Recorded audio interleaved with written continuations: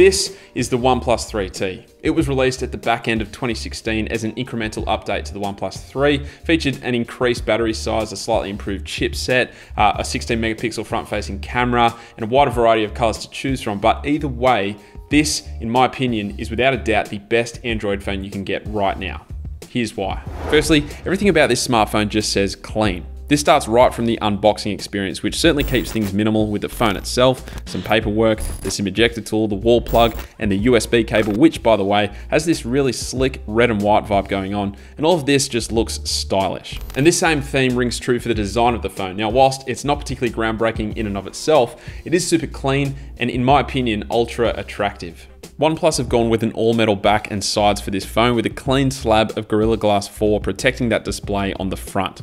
On the right side, we have the dual SIM card slot and the power button, and on the left, we have the volume control buttons and the infamous alert slider.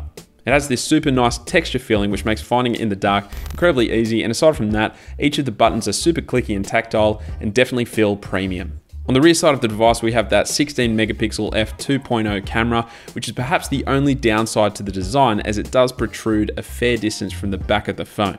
But below that, we have the LED flash, and then below that, we have the OnePlus logo, and then nothing else. Super, super clean.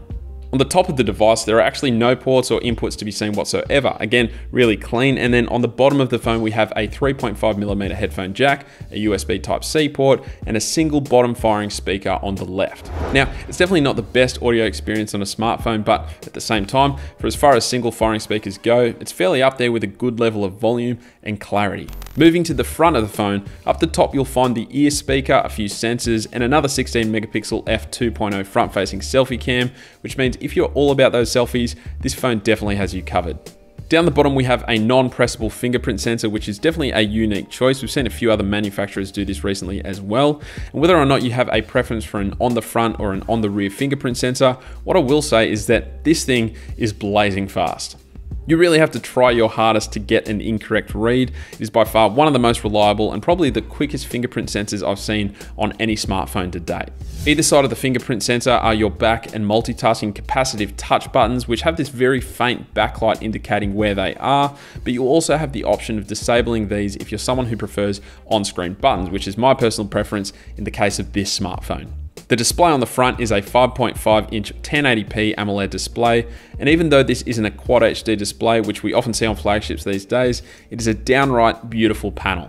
As with most AMOLED displays, the blacks are nice and dark, the colors are punchy and contrasty, and it is a very crisp screen. I will say that it's not the brightest display that I've ever used, and it doesn't go quite as dark as I'd like it to for nighttime use, but the latter issue is easily fixed by downloading a third-party application called Night Screen, and you can actually place this as a toggle in the quick settings, so that's an issue pretty easily fixed.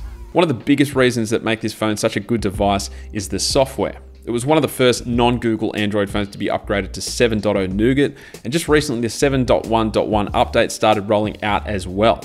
OnePlus places its own Oxygen OS across all of their devices, which is basically a very lightly modified version of stock Android, and what this results in is an ultra smooth software experience.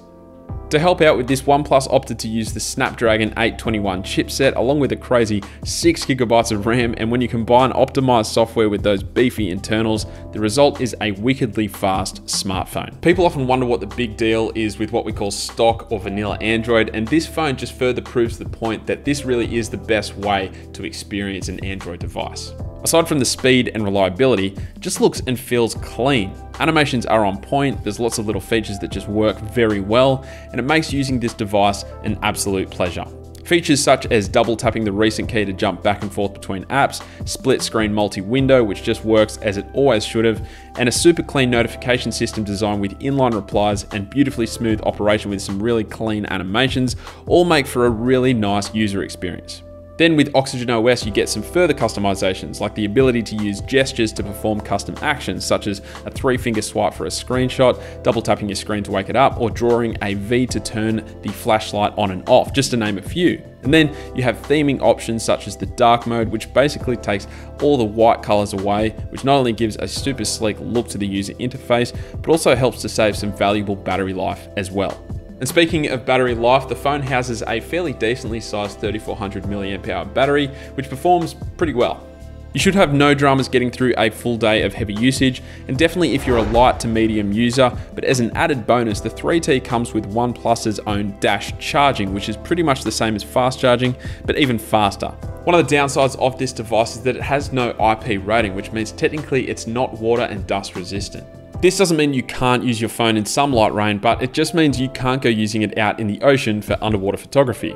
Even though most flagships seem to have this feature by default these days, the one flagship device that OnePlus is really competing against here, the Google Pixel, also doesn't have any water or dust resistance worth writing home about, which is definitely worth taking into consideration. One area that normally always takes a hit when it comes to affordable smartphones is the camera, yet with the OnePlus 3T, that's not the case at all. Whilst it definitely can't claim to compete against the Google Pixel or the iPhone 7 Plus, I would say it definitely gives Samsung's Galaxy S7 and S8 sensors a run for their money, which at this price point is pretty incredible.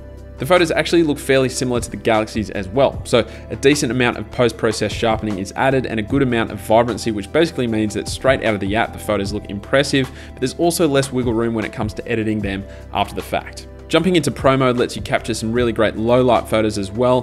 One departure from the Galaxy phones is that the color is very accurate on the 3T's sensor, meaning that it captures pretty much what you see in real life rather than a warmer or a cooler representation. It's a similar story with the video camera. Using the built-in camera software gives you punchy and sharp videos which look okay, but downloading a third-party camera app like Open Camera means you gain full control over each of the settings, which allows you to get some very decent footage such as the stuff you're seeing on screen now. The optical image stabilization isn't the best I've seen when it comes to video for this camera, but I can say that overall, very few people will be disappointed with the camera on the 3T. Now, with all that being said, let's go back to my original claim that this is the best Android phone that you can buy right now. So what about Samsung's latest flagship, or the LG G6, or the Google Pixel? Well, it all comes down to the rule of diminishing returns.